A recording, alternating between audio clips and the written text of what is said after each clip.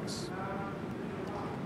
Let me ask you a question about the upcoming media reform convention. Yeah. I assume one of the big issues is the fading of responsible media. Yes. And maybe what is there to take its place, good or bad? Could you comment on that? Sure. I mean, what we've seen since the last National Conference on Media Reform is a rapid degeneration of traditional media in the United States. We've had, in the last 2 years, more than 150 newspapers close across the United States. That's dailies and weeklies. It's not just little, obscure publications. We had the major daily newspaper in Denver, Colorado, in Seattle, in Tucson, in Albuquerque, in Kansas City, Kansas.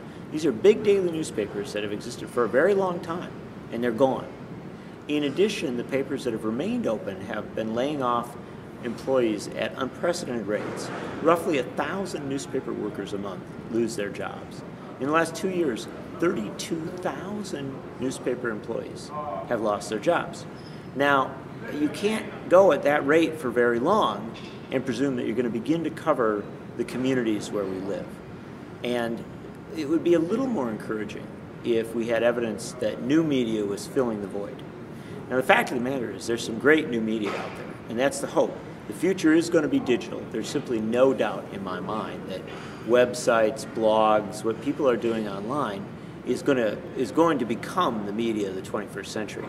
But we're in a real transition period, and the journalism that we're losing as newspapers close, as newspapers, television, and radio stations lay so many working journalists off, is not being replaced yet by new media. So we have a void. We have an open period, and that's very, very dangerous in a democracy. That's a period where power, special interests, political and corporate interests, can enter in and very easily create what can honestly be referred to as a propaganda state. And I'm not talking about Germany in 1933 or the Soviet Union in 1955. But what I am talking about is a circumstance where powerful interests can shape our debate to their advantage.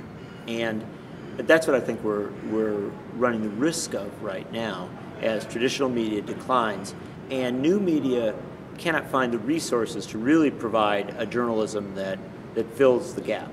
You're seeing an awfully lot of corporate interests step in, create faux media in the form of video news releases, just huge amounts of public relations. And I'll give you one fact, and this is perhaps, to my mind, the scariest one of the moment. In 1960 in the United States, we had one public relations person for every one journalist.